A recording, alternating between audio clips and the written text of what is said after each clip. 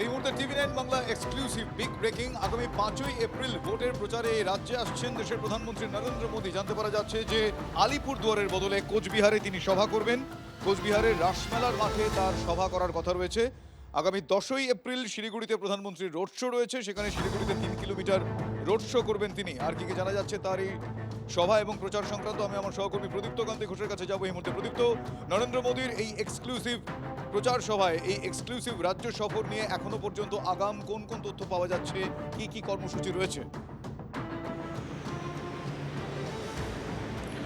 দেখো, তিনি মূলত 5ই এপ্রিল সভা করবেন, জনসভা করবেন এবং সেখান থেকেই নরেন্দ্র মোদী এই রাজ্যের নির্বাচনী প্রচার সভা শুরু করবেন কোচবিহারের রাসমেলার মাঠ থেকে। যেটা হওয়ার কথা ছিল আলিপুরদুয়ারে, বেশ কিছু কারণের জন্য সেটার বদল ঘটেছে। তার পাশাপাশি তিনি প্রথম রোড শো করতে চলেছেন এই রাজ্যের শিলিগুড়িতে।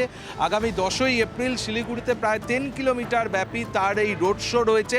এবং যেহেতু তুমি জানো যে আসামের নির্বাচন আগে রয়েছে, ফলে বিজেপির বেশিরভাগ নেতৃত্বই আসামে মনোসংযোগ করছে। তারা আসামের প্রচারে আপাতত বেশি করে মন দিয়েছে এবং সেই কারণে আসামের নির্বাচন হয়ে যাওয়ার পর এই রাজ্যের যখন মনোনয়নপত্র পেশের পর্ব শেষ হবে, তারপর প্রধানমন্ত্রী, কেন্দ্রীয় স্বরাষ্ট্রমন্ত্রী, প্রতিরক্ষা মন্ত্রী, উত্তরপ্রদেশের মুখ্যমন্ত্রী সহ বিজেপির যে কেন্দ্রীয় নেতৃত্ব রয়েছেন, সর্বভারতীয় সভাপতি নীতিন নবীন, প্রাক্তন সভাপতি জেপি নাড্ডা সহ অন্যান্যরা এই রাজ্যে প্রচারে ঝাঁপাবেন। এখনো পর্যন্ত বিজেপি সূত্রে যা জানা যাচ্ছে যে এরকমটা হয়তো কোনো দিন হবে যে রাজ্যের এক প্রান্তে কেন্দ্রীয় স্বরাষ্ট্রমন্ত্রী অমিত শাহ তিনি সভা করছেন, অন্য প্রান্তে প্রতিরক্ষা মন্ত্রী রাজনাথ সিং শো করছেন এবং সভা করছেন। এবং সেখানে চেষ্টা চলছে, অন্তত বঙ্গ বিজেপিও সেই চেষ্টা করছে যাতে এই কেন্দ্রীয় নেতৃত্বকে সামনে রেখে বাংলায় প্রচারে ঝড় তুলতে আগামী 5ই এপ্রিল রাজ্যে আসছেন প্রধানমন্ত্রী নরেন্দ্র মোদী।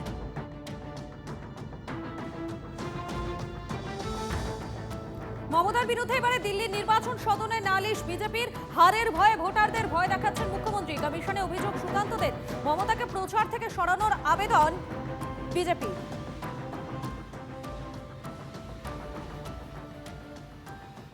একজন সিটিং চিফ মিনিস্টার তিনি বলছেন যে ভোটের পর যারা বিজেপিকে ভোট দেবে তাদেরকে বাড়ির বাইরে প্ল্যাকার্ড লাগাতে হবে যে আমি বিজেপি করি না। মানে এমন সিচুয়েশন তৈরি করা হবে, ভায়োলেন্স এমন করা হবে যাতে সবাই বাড়ির সামনে ডিক্লারেশন দেয় যে আমি বিজেপি করি না, আমি বিজেপি সাপোর্ট করি না।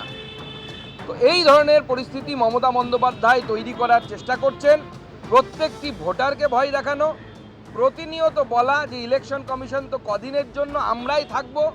এবং এই পুরোটা কিন্তু হচ্ছে মমতা বন্দ্যোপাধ্যায় যে হারছেন, বাংলার জনগণ মমতা বন্দ্যোপাধ্যায়কে হারাবেন এবার, সেই হারের ভয়ে মমতা বন্দ্যোপাধ্যায় এই ধরনের জনগণকে, বাংলার ভোটারকে, বাংলার মানুষকে ভয় পাওয়ানোর চেষ্টা করছেন। তাই আমরা নির্বাচন কমিশনের কাছে আমাদের 6টি দাবি আমরা তুলে ধরেছি। ন্যায় সংহিতা অনুসারে উনি ক্রাইম করেছেন, কারণ উনি থ্রেট করেছেন, জীবনহানির পর্যন্ত থ্রেট করেছেন। তার জন্য তার বিরুদ্ধে ব্যবস্থা নেওয়ার জন্য আবেদন জানিয়েছি, তাকে প্রচার থেকে ডিবার করার জন্য আবেদন জানিয়েছি। ইলেকশন কমিশনের ফুল বেঞ্চ আমাদেরকে আশ্বস্ত করেছে যে ফ্রি অ্যান্ড ফেয়ার ইলেকশন করার জন্য যা যা করা প্রয়োজন ইলেকশন কমিশন তাই করবেন। वर्तमान सरकार, टीएमसी सरकार और वहाँ के जो लोकल एडमिनिस्ट्रेटिव मशीनरी है, पुलिस तंत्र है, जिसको तृणमूल कांग्रेस ने पूरा कब्जा करके रखा है, उस पर नियंत्रण में लाना चाहिए। ये सारा डिटेल हम लोगों ने इलेक्शन कमीशन के सामने में रखा है। अभी चुनाव जो पश्चिम बंगाल में चल रहे हैं, वह जनता भयंकर तृणमूल का खिलाफ में आवाज़ उठा रहे हैं और डर के बौखलाहट में तृणमूल कांग्रेस और टीएमसी ने जैसे काम कर रहे हैं, ममता बनर्जी जैसे कर रहे हैं, वो से साफ पता चल रहा है कि टीएमसी हारने जा रही है। इसके लिए वो अब जबरदस्ती हाईजैक करना चाहता है। हम लोग ने दरखास्त किया, इलेक्शन कमीशन ने पॉजिटिव रेस्पॉन्स किया है।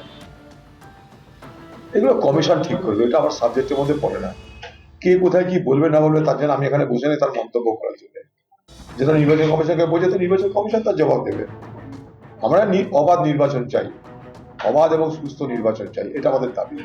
এবং এসআর কাণ্ডে যত ভোটারের নাম বাদ পড়েছে তাদের নির্বাচনে অংশগ্রহণ করবার ব্যবস্থা করা চাই।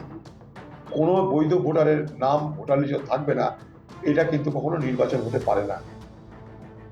এত ভয় মমতা বন্দ্যোপাধ্যায়কে, এদিকে প্রধানমন্ত্রী, অন্যদিকে অমিত শাহ, এইসব করে সব বীর পুঙ্গবদের নিয়ে এসেও বুঝতে পারছেন যে কোনো কাজে আসছে না। এবার একমাত্র উপায় মমতা বন্দ্যোপাধ্যায়কে যদি নিজেদের হাতের তৈরি ইলেকশন কমিশনকে বলে কয়ে তার ইলেকশনে অংশগ্রহণ প্রচার আটকানো যায়। বিজেপি হেরেই বসে আছে। ময়নাগুড়িতে ভোটের প্রচারে গিয়ে ঠিক কি বলেছিলেন মমতা বন্দ্যোপাধ্যায়, শুনুন। আমার প্রার্থী রামমোহন রায়, ওকে নাকি বলে গেছে গাছে বেঁধে পেটাবে। আমি শুনলাম, আমি বলি গাছটাও আমাদের, সবুজটাও আমাদের, জঙ্গলটাও আমাদের, অরণ্যটাও আমাদের। গাছটাকে ভালোবাসতে শেখো, গাছ বেঁধে পেটানোর জন্য নয়, গাছ মানুষকে ছায়া দেয়। তোমাদের শুভবুদ্ধির উদয় হোক, এসব করতে যেও না। নির্বাচনের পরে পোস্টার লাগিয়ে বলতে হবে আমি বিজেপি করি না, আমি বিজেপি করি না, আমি বিজেপি করি না।